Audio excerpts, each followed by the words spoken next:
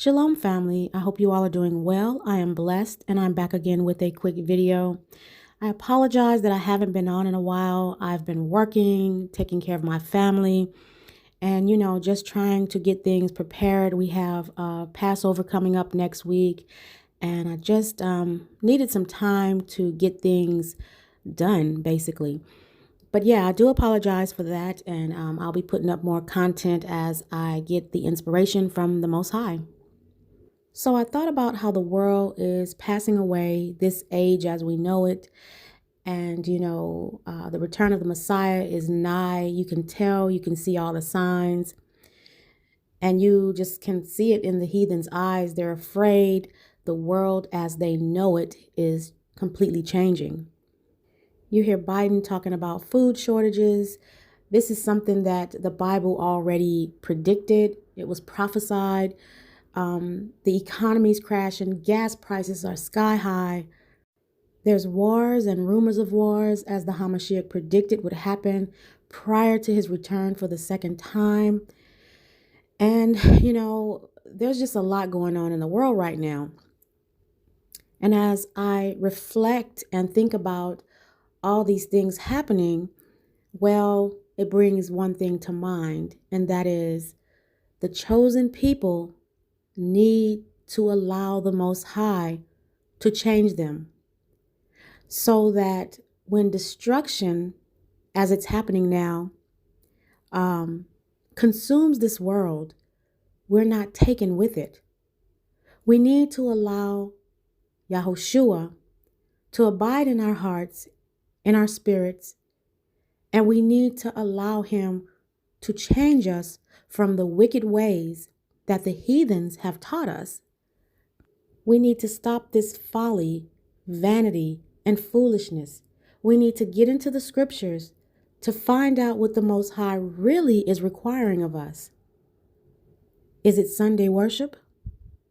Is it eating these heathenistic, unclean foods? Is it partying all the time and just fun, fun, fun? Is it these holidays? Is it fornication and idolatry? What is it that the Most High is really asking us to do to be saved from destruction? And I do mean eternal destruction. Jeremiah 18:6 says, O house of Israel, cannot I do with you as this potter? Said Yahuwah, behold, as the clay is in the potter's hand, so are ye in my hand, O house of Israel. So you see, there's a certain way that he wants to mold us to be, and it's a set apart way. You see, after the pottery is cured and it's in its hardened state, it is very difficult to change a person into what they should be. That's why getting through to some of these older people is the hardest thing in the world to have to do. But the younger people who are still moldable, they're easier to get through to when it comes to this truth and what's required by the Most High. Now, we're living in such a time where it is imperative that we get this knowledge and that we're not deceived and continuously led astray. Now, one of the hardest things to do is to change your thinking from one mindset to another, from what you've learned and what's been engraved in you from the time you were born until now. The transformation has to take place because we are living in the last moments. Romans chapter 12 and verse 2 says, And be not conformed to this world, but be ye transformed by the renewing of your mind, that ye may prove what is that good and acceptable and perfect will of Elohim. The only way that we can transform our minds is by reading the Bible and getting the knowledge and the truth of the scriptures. The Bible is the source and the way that the Most High communicates with us. Psalms 119 and 105 says, Your word is a lamp to my feet and a light to my path. This means that the Most High will guide you on a daily basis so you're not led astray. I want to take a look at what the Most High promised the children of Israel would happen when we get back to his laws, statutes, and commandments. It's found in Deuteronomy chapter 30, starting at verse 1, where it reads, "And it shall come to pass, when all these things are come upon thee, the blessings and the curse, which I have set before thee, and thou shalt call them to mind among all the nations where Yahuwah Elohim had driven thee, and shall return unto Yahuwah thy Elohim, and shall obey his voice, according to all that I command thee this day, thou and thy children, with all thine heart and with all thy soul. That then Yahuwah thy Elohim will turn thy captivity and have compassion upon thee, and will return and gather thee from all the nations where Yahuwah thy Elohim had scattered thee.